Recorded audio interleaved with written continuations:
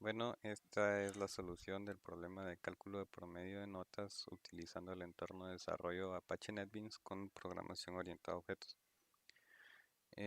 Para realizar la solución de este problema, lo que vamos a necesitar son las siguientes clases que se encuentran en el apartado proyectos.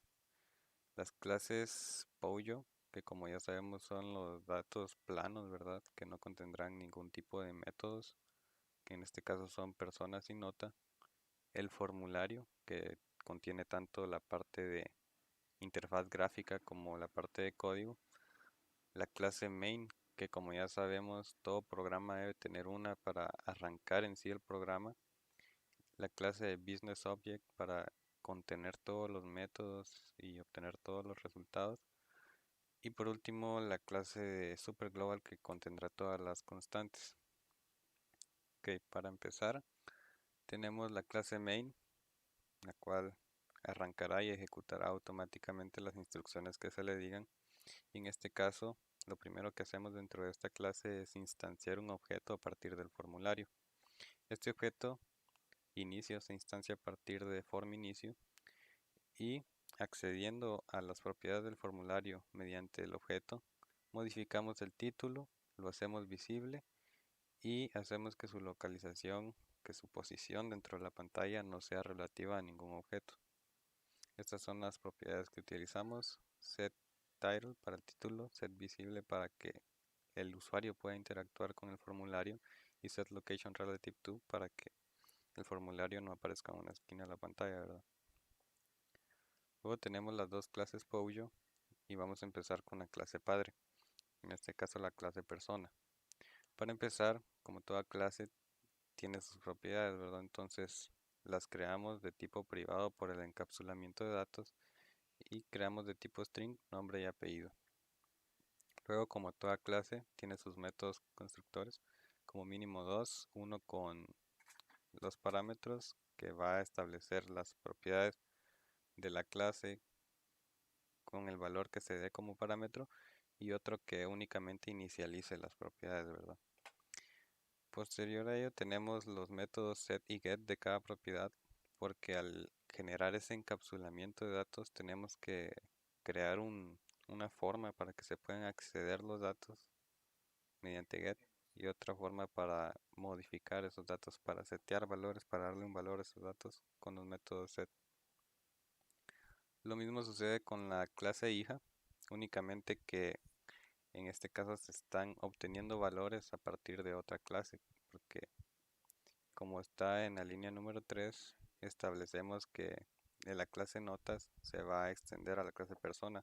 Esto quiere decir que la clase persona le va a heredar todos sus datos, todo el código que contenía y ahora tenemos los datos de ambas clases en una prácticamente. Luego, para empezar la clase, creamos sus propiedades ya propias de notas que vamos a crear de ámbito privado y de tipo byte, nota 1, 2, 3 y 4. Luego, al, al formar parte ya de una institución, una persona, se va a necesitar su carnet, entonces creamos igual de ámbito privado y de tipo int el carnet. En este caso se crearon tres métodos constructores. Uno con todos los parámetros, incluyendo los de la clase heredada.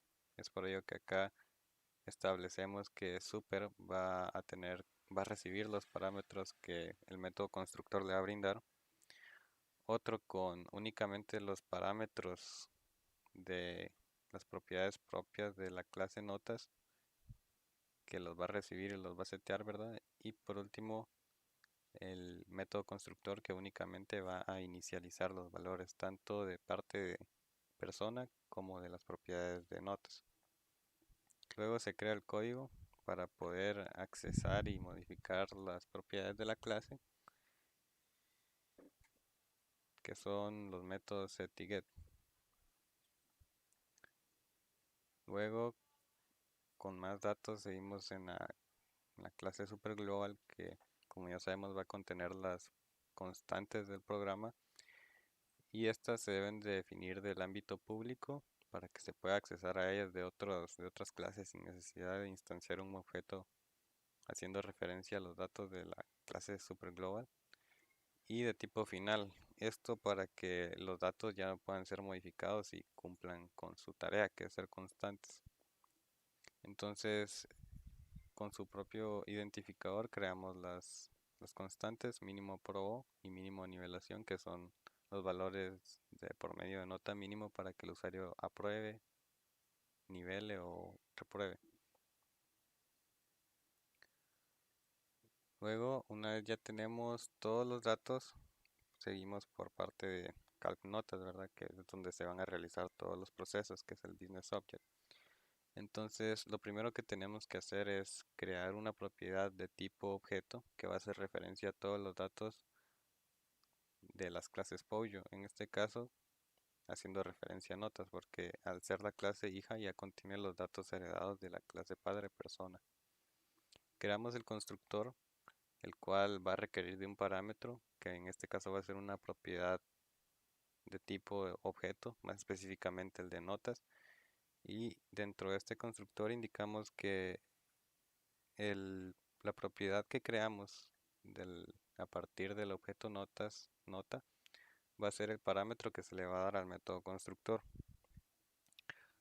Luego de haber indicado la fuente de datos, ya podemos trabajar con los datos, ¿verdad? Entonces creamos los métodos getPromedio y getResultado, que el getPromedio nos va a devolver la suma de los valores dividido 4 y getResultado nos va a devolver si el alumno aprobó, se va a nivelación o reprobó, siempre accediendo a los datos mediante la respectiva fuente, ¿verdad? En este caso, accedemos a las notas mediante los métodos por el encapsulamiento de datos a través de la propiedad que creamos, pues de la propiedad tipo objeto. Y por la parte de las constantes, accedemos a ellas a través de la clase superglobal. Únicamente indicamos el identificador de la constante. Luego tenemos el código del formulario y dentro de él vamos a importar las clases de Java Option Pane, la de Default List Model y la de Decimal Format. Estas nos van a ayudar por la parte de salidas. Luego empieza el código de la clase formulario y tenemos el método constructor, ¿verdad? En el cual se va a iniciar los componentes gráficos y además de ellos se van a establecer los atajos para los comandos, los botones. Luego, por la parte de los botones tenemos el comando calcular, que es el botón de la parte gráfica, ¿verdad? Este. Y una vez se haga clic sobre él, o sea, la acción se ejecute, vamos a instanciar un objeto de tipo clase, dando referencia a la parte de los datos, y creamos una variable centinela correcto. Esta variable centinela nos va a ayudar a establecer cuando el control de excepción se cumpla. Entonces, el control de excepción lo implementamos mediante try catch. Y por la parte de try, que es lo que queremos que suceda, lo que vamos a intentar capturar, se establece que se va a setear el nombre, obteniendo el texto de txt nombre, lo mismo con apellido. Y por la parte del carnet y las notas, estas deben ser de un tipo en específico. El carnet de tipo integer, entero, y las notas de tipo byte. Entonces, cuando esto se cumpla, la variable centinela correcto va a ser verdadero. Y si esto no sucede así, si algún tipo de dato es erróneo, se va a enviar un panel mediante Java Option Pane indicando que los datos son inválidos. Con el título ocurrió un problema y el mensaje va a ser de tipo de advertencia. Entonces, únicamente si la variable centinela es correcto, es decir, que los datos ingresaron del tipo que es, se va a ejecutar todo este bloque de instrucciones, el cual va a empezar con el instanciamiento del objeto a partir del business object. Entonces, creamos el objeto, instanciamos otro objeto que va a ser de a partir de default list model, que va a ser el objeto salida.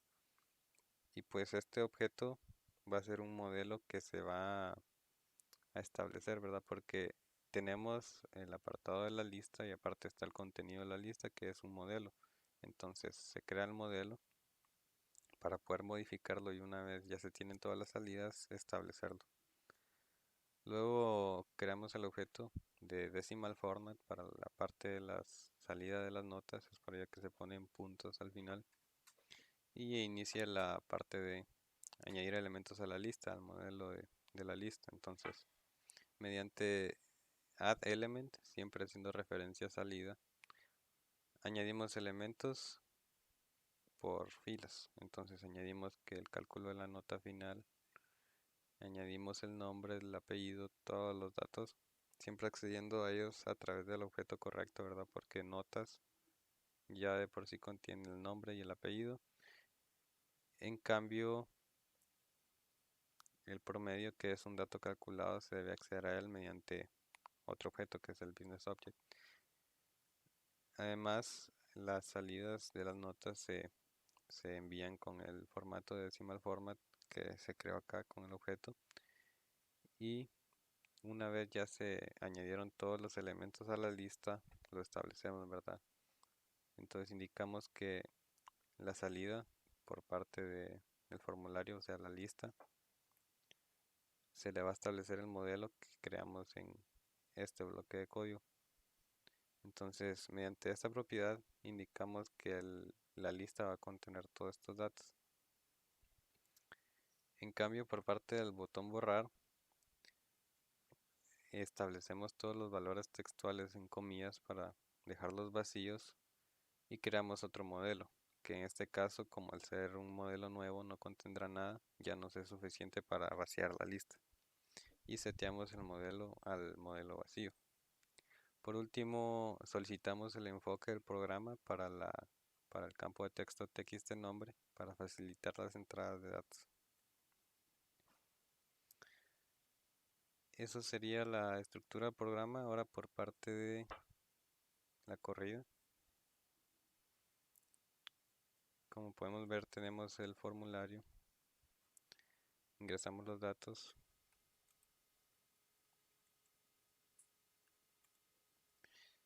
En caso de que no se cumpla el tipo de dato, ¿verdad? Por medio de del control de excepciones, esto se va a solucionar y no evitará que el programa truene.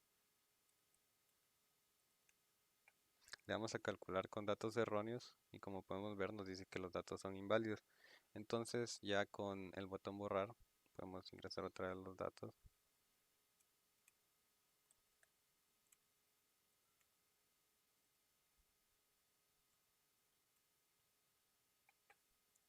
Y una vez se tienen los datos capturados de manera correcta, ya se envían todos los resultados a la lista y con eso tendríamos la solución de este problema.